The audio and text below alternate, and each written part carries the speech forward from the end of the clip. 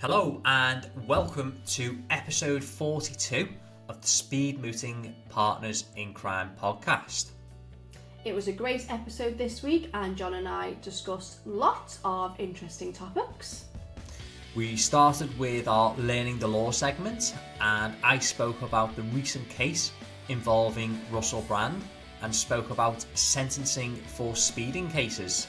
We then moved on to a very topical point and John and I discussed whether it should be mandatory for junior lawyers to return to the office. And we finished with the Ask Speed Squad question, whereby we were answering a question relating to what I wish I knew before I came to the bar. So we enjoyed recording the episode. We hope you enjoy listening. Welcome to the podcast. We are live. Hi everyone. Hello and welcome to episode 42 of the Speed Mooting Partners in Crime podcast. Let's jump right in. So, we'll start with the beginning and let's name the episode. Yep. It's not going to be a particularly long segment this week, Hayley. Right. Not a good number? Not a good number. No link to Formula 1 whatsoever.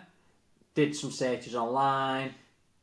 There were loads of supposedly famous athletes, but I guess they're all American and I don't recognise them. So I did a little bit of a search through the Everton archives. When I say a bit of a search, you Googled. I Googled. And turns out Anthony Gordon wore number 42. Never heard of the guy, but I'm going to guess he's an Everton player. Yeah, he played for Everton a few years ago. I think he's with Newcastle now. What's the latest with Everton, by the way? Do they have that? Is the manager gone? Oh, is he back? Well, David Moyes, has been announced as the manager. So, Moyes was manager for about 11 years or so. Came in a similar situation when Everton were on their last legs, avoided relegation and did really well. Got Everton into the Champions League qualifiers. Got them into Europe a few times, couple of cup finals. So he was a brilliant manager. So he's back. Let's see if he can work his magic second time round. Well, maybe we should dedicate this episode to him as well. Yeah, do you know what? I think so. I think that's more appropriate. But you can't get rid of the other guy because that's what if he listens to this and I know. Is that we've been snubbed by the Speed Mooting guys? Let's give them both it. Yeah, but I think in honour of David Moyes coming back this week, let's make this the David Moyes special and Anthony Gordon. Poor Anthony. So welcome. Welcome everyone. So first things first, we have some big exciting news. That we do. That was released yesterday. So we are recording this right on the day for you today because it's been a very busy week. Yeah. So it's Friday the 17th of January. Now, I know most of you are thinking, we know, it's so exciting. Molly May's documentary's coming out today. You're joking. Come on, everyone's got to be so excited for this. They've got to be, haven't they? They've had the excitement of Raw on Netflix. It's like, now it's time for the Molly May documentary. Yay! I can't wait. Are you going to report on it next week, Hayley? Of course I am. Of course. But I won't need to because everyone will have watched it. Of course they will. But yeah. We love Molly May. Yeah. But that wasn't the exciting news I was thinking about. News, no. No.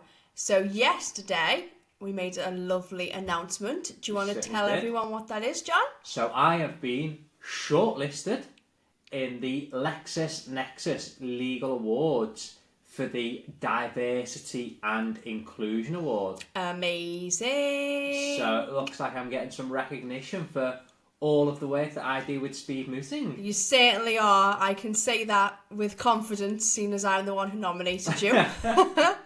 And yeah, it's all about all the work you've been doing with speed mooting over the years, and on top of that, all the amazing work that you're doing just day to day at the bar. Yeah. So it's about bloody time you got some recognition, John. You are not kidding.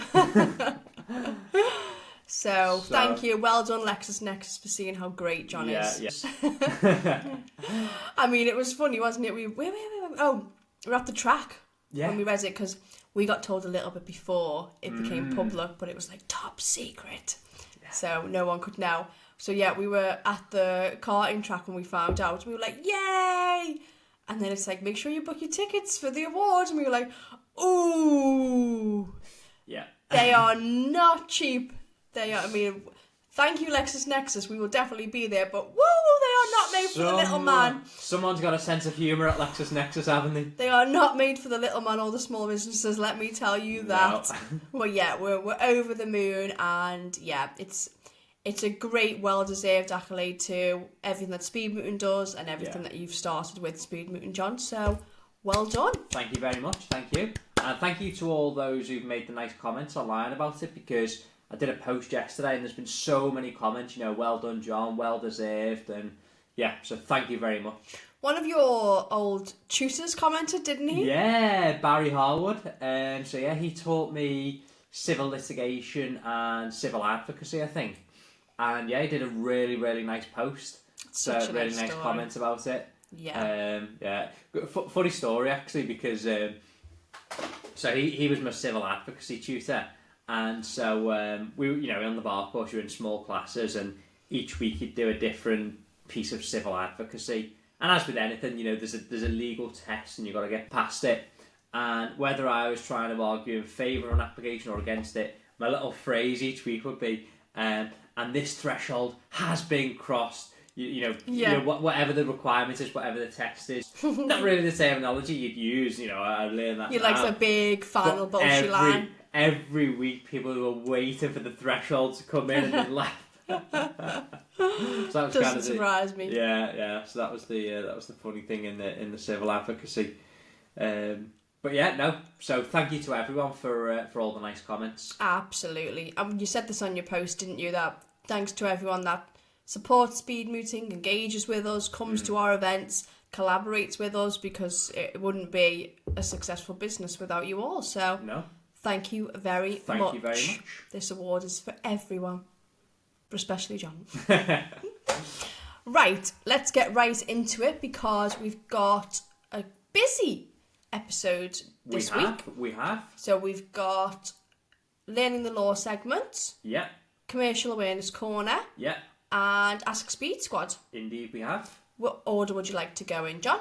So let's go in that order. Let's start with Learning the Law. We're going to start by having a little chat about Russell Brand. Okay. So he's made headlines recently because he's been sentenced to speeding offences. So for anyone who doesn't know, this is a very quick recap of what he has done. So he was caught driving 95 miles per hour on the motorway. Okay. He was also caught driving 37 miles per hour in a 30 zone. Okay. So he was fined $3,500 and he was given 3 penalty points for the 37 miles per hour breach and 5 penalty points for the 95 miles per hour breach. That brings his total to 11 points. Because he must have had 3 already. He already had 3 points, yes. So, as always, when something like this happens to celebrities, people like to go online and give their opinion. Yeah. And a big part of the opinion that I was seeing on Twitter and the like is, he got let off lightly. That's disgusting. His license should have been taken. These celebrities always get an unfair trial, etc., etc. So, do you want to have a little chat with us, John? Explain about sentencing and whether or not you think this was a fair outcome. Okay, shall I dispel the myths? All right. So let's talk generally about speeding. So, if you go on the Sentencing Council website, there are a definitive set of guidelines for speeding, and you have a matrix. And the way that sentencing for speeding works, particularly regarding the impact upon your licence, the matrix sets out what should happen depending on what speed you were doing and what the speed limit was. So for each speed limit, each speed zone, you've got 3 categories of sentencing. The quicker you were going, the more severe the punishment. Okay, so let's take the 30 miles an hour incident first. Okay, so in a 30 miles an hour zone, you've got 3 sets of potential penalties. The lowest, if you were travelling between 31 and 40 miles an hour. Middle bracket, 41 to 50 miles an hour. Top bracket, 51 and above. Okay, so in our situation, we've got Russell Brand, who was travelling at 37 miles an hour. So that puts him in the bottom bracket. And the only option for the court is 3 points. Oh, okay. The court had no other option. There's no option to disqualify on that basis. No option to impose more points. Anywhere up to 40, up to and including 40 miles an hour in a 30 zone, it's 3 points. So on that one, the court was spot on, bang on the money. The other one, did you say it was 95 on a motorway? 95 on a motorway, yes. Okay. So obviously we don't know if this was a variable speed limit, but I would assume it's not. It's not. So let's assume it's a standard motorway, 70 miles an hour. So once again, we have our 3 brackets. So on the motorway, or anywhere where it's a 70 miles an hour zone, so a dual carriageway as well, bottom bracket ranges from 71 to 90 miles an hour. And in that situation, 3 points is the only option for the court. The top one is 101 or over. Right. And then your middle bracket, which is where Russell Brand falls, is 91 to 100 miles an hour. Now in that middle bracket, the court has 2 options. They can either impose between 4 and 6 points, or they can disqualify for between 7 and 28 days. And really it's a matter for the court what they do. Now, Russell Brand was doing 95, so he's squarely in the middle of that. Yeah. So given that the option for the court, if they're going to impose points, is 4 to 6, your 5 points is bang on the money. It's right in the middle. Now, as I say, the court have 2 options there. They can either impose those points or they can impose the ban. Now, some people in mitigation might try and persuade the court to impose a ban because, you know, in this situation, given that the ban could have been 7 to 28 days, he might have tried to persuade the court to give him a 14-day ban, and then he avoids those 5 points going on his licence. But if you're somebody who can't afford a 14-day ban, you know, for whatever reason you physically cannot be off the road. Could be you need to drive for your job or care and responsibilities, etc. Yeah. Exactly. So you need to take the points. So what in that instance, do the court, in your experience, do they usually go with whichever one punishes the individual the most, or if there are circumstances like that, do they tend to go to the one that gives them the least amount of hardship? It's hard to say. So different courts have different approaches. So it really just comes down to how strong your mitigation is. Yeah. So they'll look at the actual, you know, offending itself, you know, why it was you were speeding, etc. And also they'll look at your personal mitigation. So, you know, sometimes if you were able to say, you know, you desperately need to keep a clean licence for whatever reason and you really want a short ban, certain benches may well go with that. And also, you know, I should say that, you know, regarding the speed, although he's, you know, slap bang in the middle, and generally speaking, the court will look at where the speed falls on that sort of in that range, and they'll give the points accordingly. They can also take mitigation into account. So, you know, there's nothing to stop a court having someone who's there at 99 miles an hour, so very up at the top end of the range, but still impose 4 points if there's strong mitigation for whatever reason. That's within the court's power to award. I should say as well, just on this point, let's say for argument's sake he was travelling over 101 or over, and everyone, for some reason, people get it in their mind that either speeding on a motorway or over 100 on a motorway, it's an automatic ban. It's not.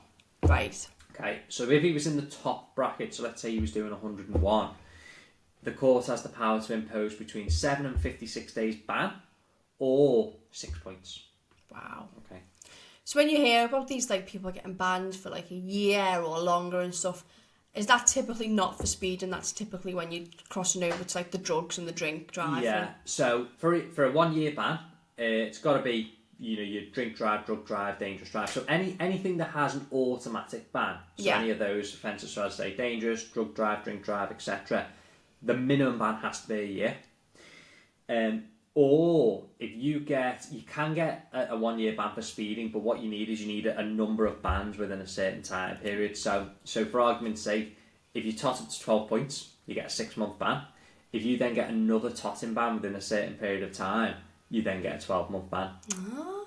Which it makes sense because, you know, if you can't keep a clean licence within that shorter period of time. Yeah, if you constantly repeat offending, then you've not learnt your lesson whatsoever. Well, there we go. That was learning the law, a little whistle-stop tour of speeding and sentencing. Indeed. Shall we move on to commercial awareness? Let's move on to commercial awareness. Okay, so I was reading an article, I think it was is it the Law Gazette or the Legal Gazette? Is it the Law Society Gazette? I can't remember. But it was on one of these, legal, online... Some magazine. Some description. Yes. So this was an article by John Hyde. Okay.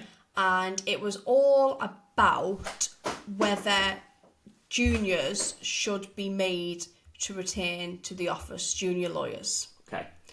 And what stemmed this article was apparently HM Land Registry are considering industrial action because it's been made mandatory for them to return to the office. Oh. Yes. So I have a little bit of personal experience with this. I'm not in private practice anymore, but when I left, it was going back that way that you had to come in. Yeah. In the firm I was in, it was at least 3 days a week, but some teams were doing 4, some teams were doing more, and we were actively encouraged to go in more and more. Right. But the powers that be were sending messages our way, and we knew it sooner or later it was going to become mandatory again. And I think that's the general theme for most law firms now. I know if you see advertisements online for the jobs, they always still come up on my LinkedIn every day. It will say partly remote, 3 days in the office. Yeah. But I think some are more. But yeah, it's becoming more normal. The COVID times are behind us, and what this article was saying as well, which was interesting, is that the post-COVID, I want to say buzz, but I don't know if that's quite the right word, but there was a lot of work during and after COVID because suddenly the demand was so high, everyone was accessible 24 hours a day, etc. And also there was the junior pay war, where the prices went crazy. So if you went back 2-3 years ago, it was very easy if your firm said you've got to come in I'm going to go to a firm where I don't have to go in. But now that's really not an option anymore because all of them or most of them want you to be in X amount of days. Right.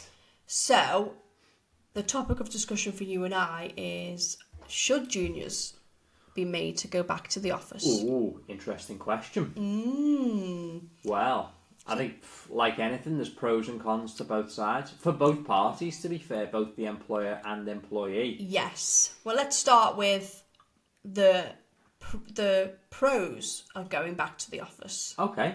So, I think let's look at it from a law firm point of view.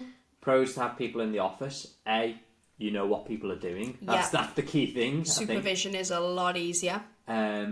B, well, I'll Cost. let you do B, yeah. Cost. So most law firms will have big, extravagant, fancy offices, usually in the city centre or multiple offices in most city centres.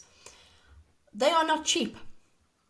They are not cheap. I mean, I did a dilapidations agreement for one of my firms. So when we moved offices, I had to deal with the settlement of dilapidations, which is basically, we won't go into dilapidations now. Yeah. But it's essentially, it's a repair clause in most leases, which you have to put the building back in the position it was in when you took out the lease. That's typically what you have to do. So I dealt with the settlement agreement for that. And yeah, those offices are expensive. Very, very, very expensive. Have a little think how much you think it will be and double it. That's what we're talking about here. They are very expensive. So you imagine, you're an equity partner, you're in the management team, and you're paying for these brilliant offices, which are quite essential. They're part of the image. It's important to be able to take your clients somewhere nice. It's important for staff. Yeah. And you go and nobody's in them. Like, what are you paying all that money for? It's gotta sting. Yeah. I know if that was me, I would be like, get people in here. Yeah, same here. So yeah, I think cost is a big reason, and it is a legitimate one. I mean, you might think as a junior, well, I'm not paying for it. Why do I care? But you would care if you were in a little box somewhere with no windows and doors, and there was one printer that 200 members of staff shared. There was no kitchen, etc. You would care, believe me. So yeah, that's a very legitimate reason to get people into the office. Mm-hmm. Development, absolutely. Is another one, isn't it? Yeah, and I think that's a benefit both for the firm and for the individual as well, isn't it? Yeah. Because, you did a partly COVID training contract. Yes. I joined a new firm, the CPS, during COVID, and, when I joined the firm, I think I got a phone call a week before saying, "Hi John, you're starting next week, your laptop will come in the post, crack on." Yeah. So you're there, you're trying to figure things out, and the number of times I had to ring people, how do I do this process, how do I open this program, how do I do... And you're thinking, who have I not harassed in the last half an hour? Who do I phone now? And... Yeah. And it's the same for work things as well. Like, you might be stuck on a legal point, or you can't quite find the case law, or you can't quite find the answer, and you think, oh God, maybe I should know this. Oh, I don't know. Oh, shall I call my manager? No, I don't want to call my manager. I'll call one of the trainees. Oh no, they're on calls. What about the paralegals? Oh no, they're on calls. And before you know it, you've wasted 10 minutes just overthinking who you should ask. If you were in the office and you were surrounded by people that you know and are friendly with, you wouldn't even think about that. You just go, oh, God, this case, have you read this case? What do you think? How do you think it applies? And before you know it, 4 or 5 of you are having a topic about this case, and you just learn so much that way. Yeah. And you have with your managers and with seniors as well, you learn so much just by osmosis, don't you? Of course you do. Of course so you do. You listen to your boss having difficult conversations 5 times a day with opponents. You're like, and the next time you have one, you find yourself repeating the phrases that you've heard, and you're like, oh, that sounds good, I'm going to use that one. You don't have that when you're at home sat by yourself. No. So yeah, I think development, particularly for juniors, it is important to be with people personally rather than teams. Teams is great. You can do a lot on Teams, but it's not the same. No, nowhere near. No. And on a very, very similar note, I think the camaraderie and the friendships just aren't there when you're not office-based. So pre-COVID, the people I worked with back when I was a paralegal and went in the office every single day, they're some of my best friends today, even though I haven't worked with them now for 10 plus years. A bunch of them are coming to the wedding, John. That's how close you are, because you're with them day in, day out. Of course. You see them more than your normal friends and your family. And well, you do, don't you? Yeah, you do. And then post-COVID, there was lots of people. I got on well with with everybody.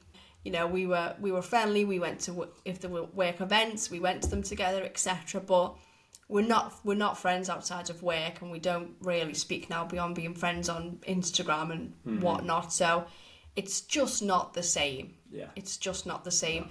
Two forced work events twice a year doesn't make a friendship. No, not at all. So you do miss out on that. You do. And you kind of with those ones, you kind of you count down the clock until you can leave, really, aren't you? Whereas pre-COVID, when you went to those events, you're with people you see all the time, you're having a good time. We used to have, it was either Fizzy Friday or Fat Friday, I can't remember. And we used to go to Wetherspoons or the Little Irish Bar every Friday and have a pint and a bowl of Scouse or whatever it was. It was and you didn't go every week, but someone was there every single week. So whenever you wanted to go, everyone was there. And some people would go for 1, some people would be off for 10, depending on how you felt that night. It was just a routine. We're all Spoons tonight, we're in Kylie's tonight. It was just the done thing. And people don't want to do that anymore because they know, I can go home. Yeah, I remember back in camps, actually. So we were a fairly big firm, and you go into town on wouldn't be every week, but certain Fridays, and then all the barristers from the different chambers would come and join you and everything. It's a different world, wasn't it? It really was. You never know, it might get back there. It might do. So there are some good reasons why you should go back into the office. Yeah. Here's some reasons why people don't want to. Yeah. Well, I suppose from an employee's point of view, it's time and cost. You know, you think about your commute. You were going to Manchester every day, which is with the traffic, and you know, by the time someone crashes on the M62 or something, you've lost 10 hours a week minimum. And you know, however much that's going to cost you in fuel. Well, back in the day, it was £10 a day would just about do it. Yeah. And then it was £5 a day parking. So you're on 75 quid a week there. Yeah, and that, I don't think there's many places in Manchester City Centre where you can park £5 a day anymore. I don't think £10 a day would do it anymore either, because the cost in petrol has just gone up so much. I used to car share with a friend for years because I convinced her to get a job with me in my firm. But for many different reasons. It wasn't for her in the long term, so she left and came back to Liverpool. And I remember being like so gutted, because I was like, oh God, that's my petrol doubled, that's my parking doubled, like, oh Jesus. But yeah, it was a crazy expense when you think about it. It's ridiculous, that, isn't it? Yeah. And you know, and the other thing I think is flexibility as well. You know, when you're working full 5 days in an office, say if you need a GP appointment, you've got to go through all the rigmarole of where do you get the time to ring the GP, when do you get the time to actually go, you know, whatever it might be, or you just need to nip and pick something up. You've got that flexibility when you're at home. You know, you just work a little bit longer into the evening if you've got to do something like that. So you've got that flexibility, I suppose. Absolutely. I mean, I remember when I was a paralegal, a trainee, etc., all pre-COVID, there'd be no entertaining doing anything through the week. Like, you just couldn't. Or if you needed a GP appointment, like you said, John, you'd have to take like half a day's holiday, half a day's absence for that. Yeah. There was no question of, oh, I've got a GP appointment at 10, so can I start at 12 and then I'll make up those. Sometimes, but most times it's just like, no, take half a day's holiday. And, you know, you've not done a holiday, you've not had a holiday, you've not had a break, but you've lost half a day's holiday. Like, that's the way you had to do it. There was no going out through the week. I used to leave the house at 6, half 6, and wouldn't get home till like 8 most nights because of the traffic. So there'd be no question of then, should we go out after work? Like, no. Your whole life outside of work had to be crammed in to the weekend. Yeah. That was it. Where now, you know, you can have a birthday and go, yeah, we can go for a meal on a Tuesday, on a Wednesday. I'll just make sure I finish at 5 that day, and, you know, I'll start a bit earlier, or I'll finish at 4 that day, I'll start a bit earlier. Like, the flexibility is just insane. Yeah. I mean, COVID completely changed my life because of the flexibility and the not commuting. I remember that was one of the things when they started saying, come in. I was like, oh God, I cannot go back to doing that commute full time. Yeah. Or doing it when there's no need to. Like, this is the biggest gripe I have with the whole thing. You say, you've got to come in more, you've got to come in, make sure you do your 3 days next week. So you're like, fine. Go all the way there, and nobody else is there. Or 2 other people from your team are there. Yeah. And they're sat over there. So you're alone. You don't speak to anyone. Yeah. There's no team meetings that day. There's nothing. So you come in, you sit at your desk, you don't have any interactions apart from a hi when you're making a cup of tea. And then you drive home. Yeah, it's like, what a waste. Why have you made me do that? Like, there's no point. And that's what, like, many juniors that will struggle with. Like, if there's a reason and they're getting real benefit from it, then great. But just making us spend money for the sake of it just annoys people. Yeah. So I think that's the balance that needs to be found, isn't it? People do need to go back in, but it still needs to have that flexibility. Yes. So, you know, everyone needs to be in on a Wednesday, because that's when we have our team meeting and we'll all go out for lunch. And then around that, you know, you can choose your 2 days, but you coordinate that with, you know, your team, your manager, whatever it may be. So you're all sat together and working together, like, collaboratively. Exactly, yeah. There you go. We've solved it. We've solved the problem. There we go. There's the answer. But yeah, we know it's I don't know if controversial is the right word, but it's a very debatable topic, isn't it? Yeah. So we'd love to know your views. Are you for or against making it mandatory to come back to the office? Yeah. Let us know in the comments. Let us know in the comments. Woof. So that was our commercial awareness segment. Yeah. So last up, we have Ask Speed Squad. Ooh, go on. Right. This is a question for you, John. Okay. And the question is, what do you wish you knew before joining the bar? So this could be bad, good, something that surprised you, or something that you didn't appreciate, anything you like. Okay. I think the realities of criminal practice, that's probably it, because all you ever hear are the negatives of going to the criminal bar. You work round the clock, you get paid very poorly, that's all you hear. And coming to the bar itself, you know, what I've realised is the pay's not as bad as you would think. I think you do okay, don't you? I think I do. Well, put it this way, I make a lot more than I did when I was employed. Yeah. And the other aspect to it is there's so much work at the criminal bar. It is crazy right now. And what the reason for that is, I don't know. I've spoken to people within the profession, and I've been told, you know, it does go in peaks and troughs, and maybe it's the fact that, you know, a lot of people are leaving criminal practice, meaning there's more work for those of us who are here. But when I came to the bar, I thought that I'd be in court a handful of days a week while I try and build up contacts with solicitors, and then literally from day one, my diary has been jam-packed. And jam-packed with good quality work as well. So, you know, the way my practice is split, I've got a good combination of private motoring cases, because obviously that's one of my specialisms, and also a lot of general work in the Crown Court as well, and, you know, pretty serious cases. Been involved in so many multi-handed conspiracies this year, various serious offences. So I just wasn't prepared for how much work there was, you know. Yeah. You just don't expect that. So I think that one thing I wish I knew was just all the positives of, you know, I knew it was going to be fun work, you know, I enjoy doing the criminal work. I think I just didn't realise, A, how much work there was, and B, that, you know, you're not going to be on the breadline, as it were. Yeah. You wish you knew that you weren't going to have a struggle to make a success of this pretty much right away. Yeah. Well, don't get me wrong, you do work hard, and there are times when you are working long hours with this, and particularly with me, because, you know, I do travel far and wide with my work, you know, so I'm not disputing that point. But for anyone who's interested in crime, I highly recommend it.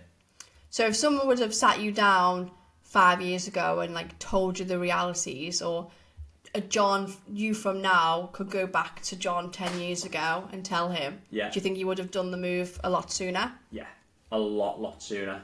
I should qualify with this, I have absolutely no regrets in life, because, you know, one little move differently and it affects everything. What do they call it? The butterfly effect or something? Yes, yeah. So That shortlist award that you just got for speed mooting probably wouldn't be there, would it, if you'd gone to the bar right away? I wouldn't be on a podcast right now. Speed mooting wouldn't be what it is. Speed mooting might no longer be. You might have given it up, going. yeah. I might have given it up, who knows? So, you know, it's like Lost, you know, where they try and change the past and they say, no, what's happened has happened. Indeed, yep. And, you know, I was going to say hundreds, but I think the reality is like thousands of law students, aspiring lawyers, now lawyers, have benefited from you taking your time. They certainly have. So, they certainly have. I think it's definitely got to be in the thousands of people who've benefited from that decision. So just people that have competed in the competitions alone is in the thousands now. Oh, easily. Yeah. Yeah. Wow. So there we have it. It's Friday the 17th of January. It's unusual that we're recording this on the day it's going to be released. Yeah, not often does that happen. Not often does that happen. So I'm going to go edit this now and then it will be released. So it should be with you all for Friday afternoon. Mm-hmm. Boom, boom, so boom. I've certainly enjoyed recording the episode. Have you enjoyed recording it, Hayley? I've enjoyed recording it, John. We hope you've enjoyed listening. And if you are still listening at this point, you've listened all the way to the end, drop us a comment with what can people comment this week? Commute. Give us a little car emoji as well. Yes. So that's it for this week. See you next time. Bye. Bye-bye.